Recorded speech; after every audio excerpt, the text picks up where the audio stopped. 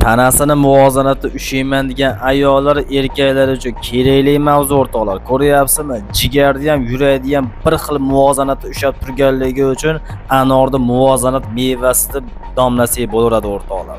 Haqiqatdan ham bu meva jigardagi chiqadigan safro va toksinlarni eritib yuborar ekan do'stlarim. Qonni tiniqlashtirib, yurakka toza energiya baxshida qilar ekan.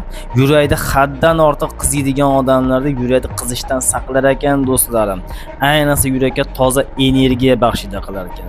Buni po'chag'i, teri, og'iz, ichaklarni tozalovchisi ekan.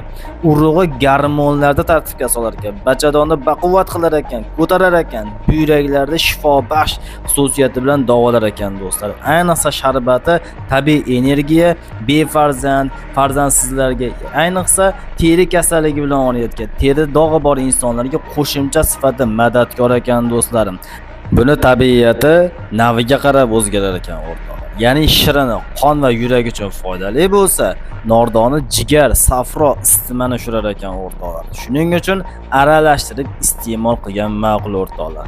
Shuning uchun do'stlarim, gormonimni tartibga solaman deb har xil kimyoviy preparatlardan foydalanmasdan tabiiy anordan foydalanamiz o'rtoqlar. Hech qachon kasal bo'lmanglar, omad tilayman.